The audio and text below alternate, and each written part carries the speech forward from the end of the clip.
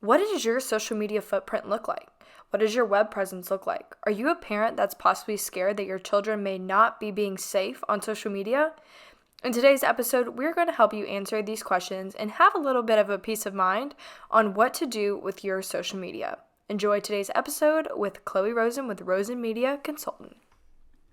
Hello, everyone, and welcome back to another episode of The Crowning Moment. My name is Casey Gibson, and today we have another very special guest, and she's going to introduce herself. Hi, I'm Chloe Rosen.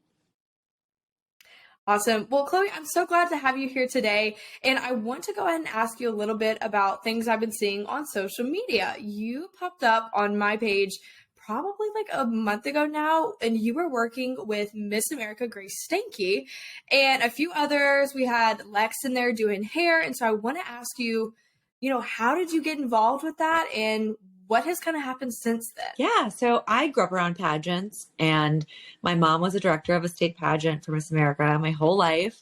And I had always thought about competing, but I knew that if I did compete, my mom would have to take like 2 steps back, literally. She'd have to just stop being the director for at least 2 years so that I could compete. And I was actively watching year after year all these women's lives being so positively changed. I thought to myself, oh my gosh, I can't take that. I can't be selfish and take that from other, women who are cherishing this opportunity. So I kind of busied myself with college and life. And then I got married, and one of my best girlfriends is a former Miss Ohio, an amazing pageant coach, makeup artist, Becky Minger. She was like doing hair and makeup for a Mrs. pageant. And I texted her and I was like, Becky, what is that? She was like, yeah, they're pageants for married ladies. It's like the exact same thing. You're just, the only rule is that you're married. And I thought, oh my gosh. So I texted my mom immediately and I was like, Mom, I'm competing for Mrs. New York. And she did not believe me at all whatsoever. She was like, no, you're not doing this. And I was like, yes, I am. And it wasn't until I paid my deposit and submitted my paperwork that she was like, okay, I guess we're doing this. And it was an unbelievable experience. I ended up being third runner up. It was my very first pageant ever. So it was kind of cool. I tried to, pull from all my years of like sitting on my parents' living room floor, watching them prepare girls for Miss America. But yeah, so it was such an unbelievable experience. And then out of that, I just really noticed that there was this lack of understanding about social media and pageants. I mean, obviously it's such an important part of being a title holder now. And there's so many girls and women who do it so well, but there are also so many girls and women and even parents that are overwhelmed by the need for a social media presence. And so I quit my job, my corporate social media digital marketing job about 1.5 years ago to follow my dreams of being a full-time actor, content creator, and writer. And I was like, you know what? This has kind of been pulling on my heart that I wanted to stay in pageantry and I didn't really know how. And so I thought, as I'm preparing to compete for Mrs. New York this summer, how can I also help other women who are on this quest for a state, a local, a national, and international title, tell their story to the best of their ability on social media. And that's how Rosen Media Consulting was born. I was so lucky to be called by Miss America. They, just a mutual connection of ours.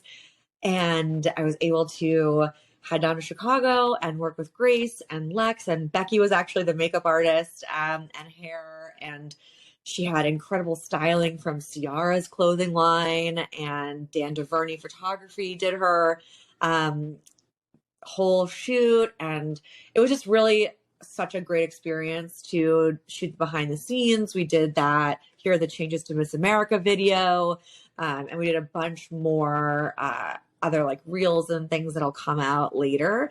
But it was really cool to work with that new vision of Miss America, that glamour, that that celebrity that she is. And Grace is just the smartest, funniest, most photogenic person I've ever met. So she made my job very easy, but it was really cool to get that opportunity. And I thought to myself, okay, now or never. Like, if I'm going to really go for this, it's now or never. And so I just went all in, and here I am talking to you.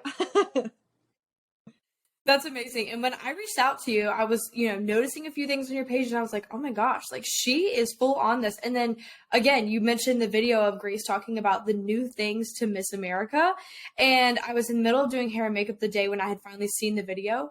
And I'm like showing everybody, I'm like, oh my gosh, look at this. Like Miss America is back. I'm so glad, one, that you were able to capture that and be able to show it to others. And I want to ask, just for self knowledge, when you're shooting all of your content, are you shooting on a camera? Are you shooting on your phone? How are you doing it to make the best quality content that you can do get? Both. So I have it's charging right now, but I have like a little ring light right here, and I have a microphone that attaches to my phone, and then I have a Nikon X30, and that has a microphone and a light. And so I do both. For that, I shot it on my phone, and I just plugged in my microphone so we didn't have to mic her, and we wrote kind of what she was going to say together. And it's actually kind of amazing. I was pretty honored. I just got the numbers back from Miss America. It is their highest performing video. It's even higher performing than her crowning video. So I was like,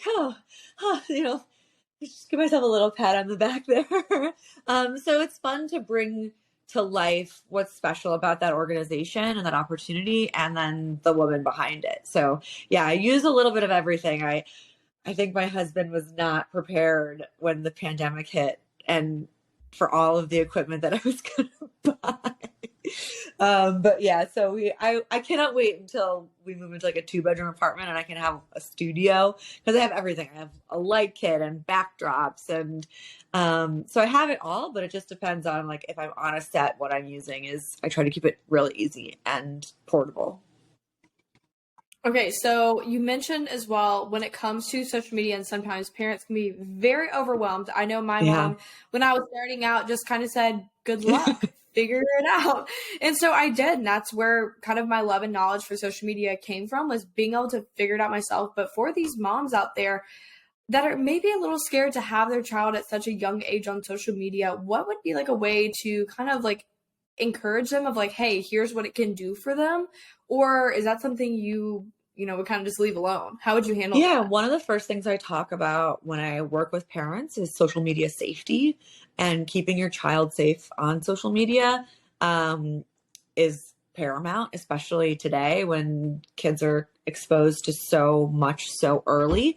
So I talk a lot about social media safety and what are some really easy steps you can take to keep your child safe and represent them in a positive, fun, exciting, engaging light. I think a lot of parents are overwhelmed also with, how do I take a picture? What's a good picture? What is a good post? What's good copy? And so breaking that down, I will do everything from the fundamentals of here's how you open the app to, if you're a parent who's a little bit more social media savvy, but you're looking to find brand partnerships, or you're looking to expand to a YouTube channel or incorporate your TikTok. That's something that I do as well. So I have all levels of parents who've reached out to me. I know, my mom is a boomer, and I always send her funny boomer memes, because she'll be like, can you put some special effects on this video? I'm like, oh my God, Mom. I guess, yes, I'll try to put some special effects on this video for you. But she's so sweet. She means so well. So it's definitely, that's how I start, is always with safety. And then I go from there, how to use the app, how to engage with the app, how to showcase your child in the best light, and what their dreams and goals are can be achieved by using social media. It's just using it right, especially for the age of the child. For, the pageant girls here, and for people that may not be in pageants, they're just genuinely wanting to know about social media, what would be a good piece of advice for them just starting out on social media, or just making a presence for themselves?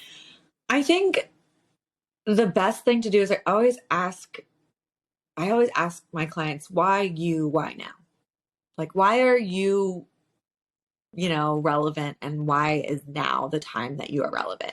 Because you can go onto social media and there's a million people who are like top Amazon finds, or, a lifestyle influencer, or a mom blogger, or, a pageant girl. And so it's what is special about you, and why does the world need to know that right now?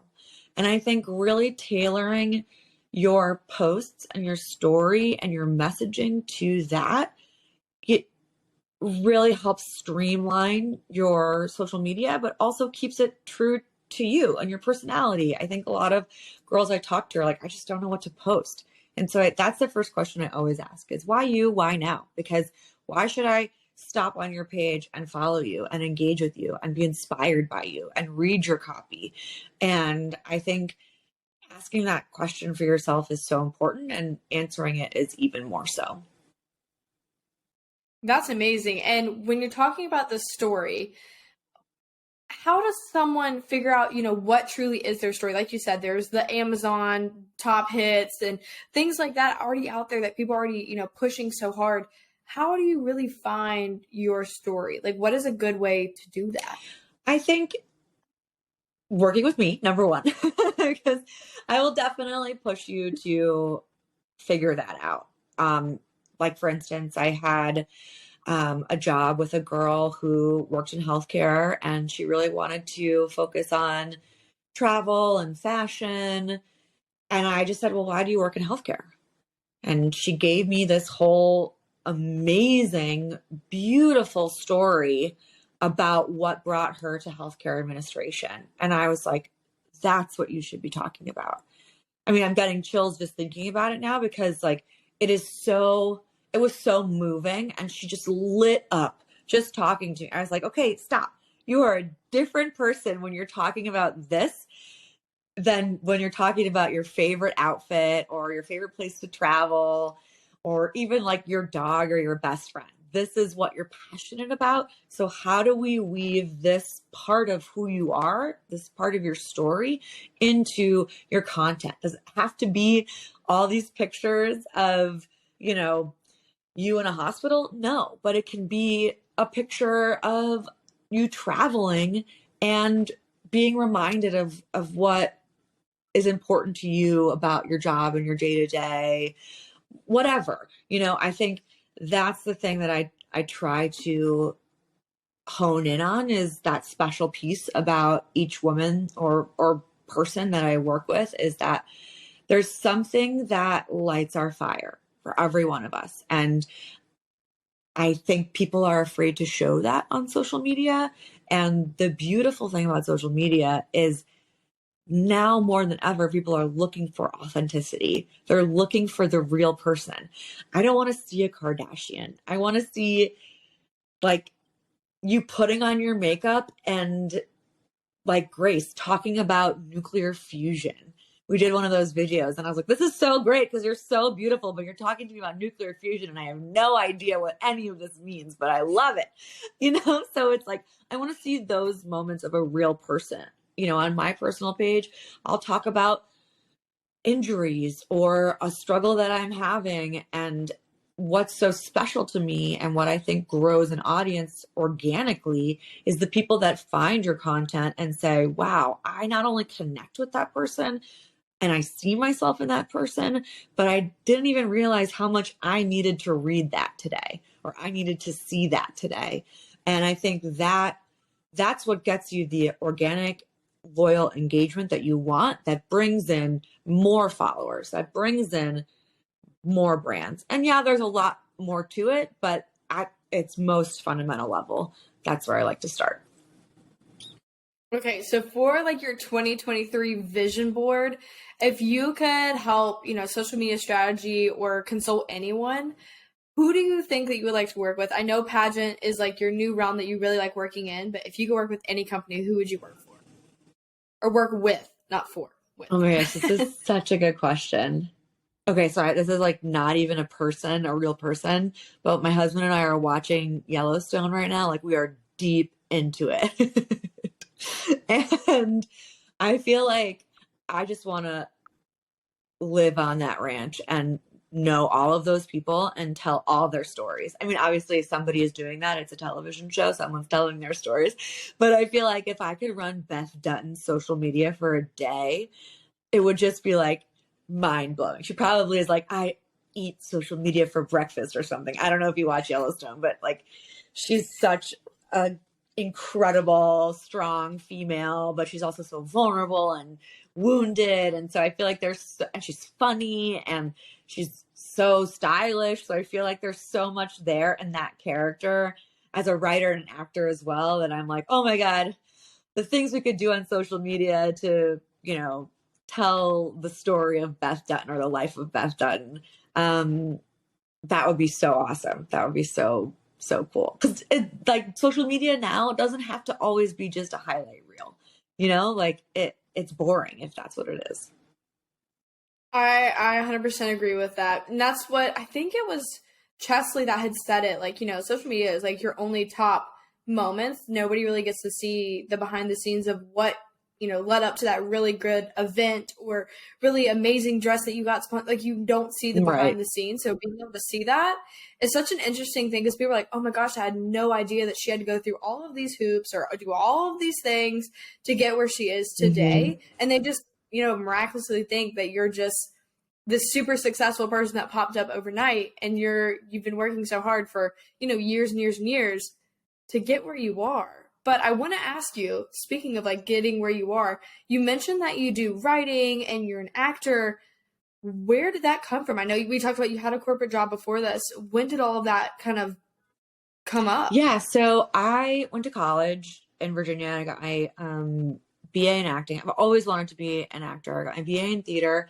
And then I went right to grad school at the New School for Drama, and I got my MFA in acting. And I taught at the New York Film Academy, and I've been really lucky in my career to have a manager and a team of agents that have always been like, she's got to have a job. My husband, when he went to business school, he was like, you work really hard. You don't work really smart. And because at the time I was a babysitter and I was a bartender and I was doing all those things that, you think of when you think of a struggling actor. And it was true. I was working really hard and I was not making any money and I was exhausted. And so I got like a full-time corporate marketing job, and I told them up front I was an actor. That was my number one priority. So they would let me go.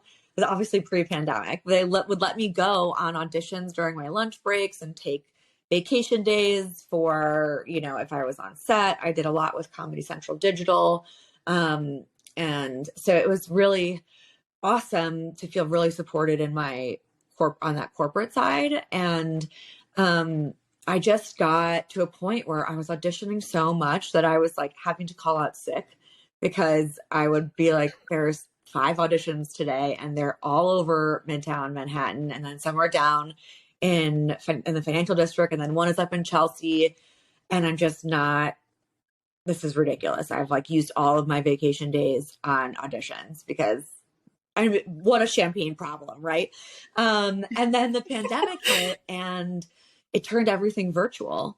And so I was like, okay, maybe I can make this work, because instead of like running everywhere on my lunch break, I'll just do it after work. And then it got to a point where I was like making enough money from Instagram and from acting, where my husband was like, I think it's time for you to quit your job. You're not happy, you're exhausted. And I read this quote that during a pandemic that said, in the race to return back to normal, we should all decide what version of normal we want to return back to. And that just really stuck with me, because I was running around like a chicken with my head cut off, even during the pandemic. I'd be waiting for my husband to finish work, because sometimes he works really late. And then I'd be like, okay, we have 7 auditions to do. I need to go do like 4 voiceovers. So everybody in the house be quiet. And so it was just one of those things where I was like, this is ridiculous. And so I quit my job about a year and a month ago, 13 months ago, and I haven't looked back since. And it's been the best thing I've ever done. I've been consistently booking voiceover and commercial and TV. I did a Cuisinart commercial that's all over the Food Network. And my poor parents, it's their favorite channel. So now my mom just is like, shut up, Chloe, every time I come on the TV, which is really cute. And also what a blessing to be able to tell a story like that. And I'm in such a beautiful place in my life right now where I've worked and I've worked and I've worked and I've hustled and I've hustled and I've hustled. And don't get me wrong, I'm still doing that. But now I get to kind of marry my passions of writing and acting and social media and pageantry all in one, where it's like I'm helping other people write their stories and tell their stories and be creative and go get, a shiny hat and say, when you go into your interview for that shiny hat, look at what I bring to the table. Look at the brand partnerships I already have that I can bring into this organization. You don't just want me, you need me. And here's why.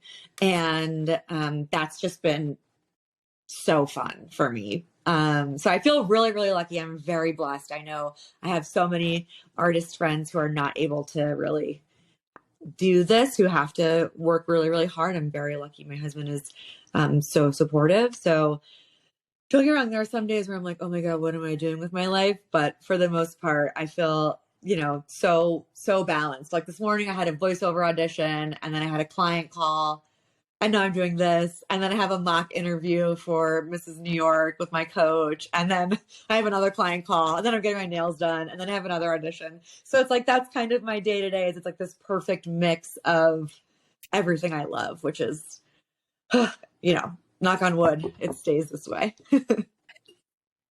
I love that. That is so amazing. Honestly, I've never heard of someone that works very, very hard like that. Like, I know hardworking people, but when it comes to like working hard for your passions, that is a different type of person that I just, from someone that totally understands literally working so many different things that are for your passion, but at the same time having to, I wouldn't say struggle through working corporate, but at the same time it is. Sometimes that's not what you want to do. And I'm so glad that you straight up told your employers, like, this is not my number one. Like, my number one is XYZ, and you just have to go with it. And the fact that they said yes, of course. I know, I was shocked too, because I did have a couple interviews where they were like, all right, see you later. But I think the thing that I learned really early on is if I downplay my dreams for somebody else, I'm downplaying my dreams for myself. And so why would I do that? I've wanted to be an actor since I was born. And it's like, why would you go to medical school and then just not be a doctor? Maybe there's other reasons. I don't know, maybe. But for me, it's like, I spent all this money to go to graduate school to be an actor. I'm going to give it everything I have. So it's been a wild ride and lots of ups and downs, but every day it's been worth it. I want to ask you a little bit of stuff about the acting side of things. I had recently had Lucia on here talking about modeling, but acting is a whole different world on its own. When I was younger, I did a lot of short films. So I totally get it. It can be a lot, especially being at the age now where they always need an adult for something, an adult white woman or adult. I was applying the other week for an Asian woman role and a white woman. That was the most unique thing I'd ever gotten from a callback of oh, we need you to do these two parts. And I was like, I've never been told I look like a nice white Asian woman. It was very crazy. But I want to ask you, what has been your favorite, callback or booking that you've gotten from either voiceovers or true, in the studio acting? Oh boy. I have two. The first one was I got to go out to Salt Lake City. I was flown out. I did a commercial for Third Love, the bra company. And the whole concept was your boobs deserve third love. And it was written by the Harmon brothers. So you've probably seen some of their commercials. They did the Poopery commercials. They did the Squatty Potty commercials. They're just so funny. And it was, as a comedian and somebody who loves to tell jokes, it was such a blast to be on set. I felt like such a superstar being flown somewhere. And that was just really awesome. We were able to pitch jokes and we're laughing about boobs. And it was great to meet. It was a full woman run set, a woman writer, woman designer, woman director. So it was really cool to be female empowered set with a female empowered brand. So that was really awesome. And then I did a TV show for the History Channel in November, and it was a period piece. And you can see I have very long hair for those listening. It's literally like maybe to my mid back. And I was playing this housewife in the 1950s, and they literally did this. It was two people doing my hair and then somebody doing my makeup at the same time. They did my hair in this like period bob thing where it was like shorter than my chin, and it was insane. I mean, it was like the most insane thing I've ever seen. And it was a 3-day shoot, and our call time was always like 4 a.m., which is so brutal. And it was because they would have to redo my hair the exact same way every day. And it took so long. And it was just so cool to go back in time. It felt very, Marvelous Mrs. Maisel-y, to go back in time and have the hair and the makeup and the outfit to be so true to period. That was like one of the coolest experiences. That is so interesting. Yeah. I mean, for people viewing in on YouTube or wherever podcasting you're coming in on, Chloe and I did not meet until we logged on today. So this is so nice. I feel like, we could be best friends because we have a lot of the same personality traits and like just the way like we're such like a go-getter kind of person. And I'm just so glad that we've been able to meet. And before this, when we had a good little chat, we took up most of our time before this chatting. Casual half-hour chat before the podcast. Yes, and honestly, like I've just learned so much from you today, and I hope that others listening in on wherever you're at, listening to Crowning Moment, can also get something from this as well. But before we get off today, I really want you to tell them if you have a website or Instagram that they can reach out to you and talk to you more about what their story is and how to find you. Yeah, you can follow me on Instagram. It's at Rosen Media Consulting. You can DM me there if you have any questions. I also have a book now button where you can book a 15-minute free consultation. You can meet me, we can chat. You can see if working with me is something you'd like to do. Again, I do everything from working with parents to a social media cleanup to creating content and working through all of that with you. So yeah, at Rosen Media Consulting on Instagram. Amazing. And I want everyone to make sure that they understand you are looking out for their web footprint here. This is not a walking coach. This is a different side of pageantry that people haven't really gotten to tap in yet. And I'm so glad, Chloe, that you are just going ahead and dominating that field because we need somebody out there like you doing that and helping girls find their true inner self and their story. And so I'm so glad. But before we log off, again, I have one final question for you. Are you ready? Sure. All right. In what way has pageants positively impacted you? Pageants have positively impacted me because they've taught me more about myself than I ever thought possible.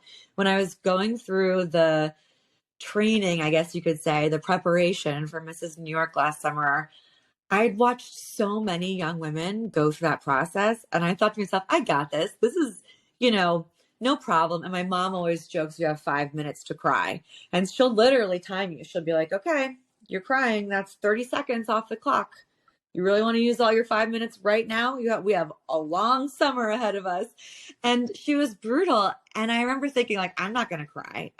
There's no way. But I learned more about how the things that happened in my life impacted me and how that I can speak to that and I can touch on that as a woman, as an entrepreneur, as a wife, as a member of my community. And I don't think I would have had that chance to deep dive, to better myself, were it not for pageantry. And I think for me, I knew that even though I didn't walk away with the crown, I walked away the real winner because I had grown so much as a woman. And I think that's what it's all about. It's not really about the crown. It's about the journey, and it's about understanding who you are and what makes you the person you are today and what you have to offer the world. And that's how pageants have changed my life. That is so amazing. Well, again, thank you, Chloe, for jumping on today. And I hope the followers and listeners out there can take a little bit from this episode because I know I surely have. But, guys, you never know what happens in the future. So I guess you'll have to check out next week on another episode of The Crowning Moment. Bye, guys. Thanks for listening to today's episode. If you enjoyed this, make sure to like, follow, and subscribe on whatever platform you're listening in on. Don't forget to check out our social media at Crowning Moment Podcast on Instagram. Looking for new things happening with Crowning Moment? Check us out at our new website, www.crowningmomentpodcast.org.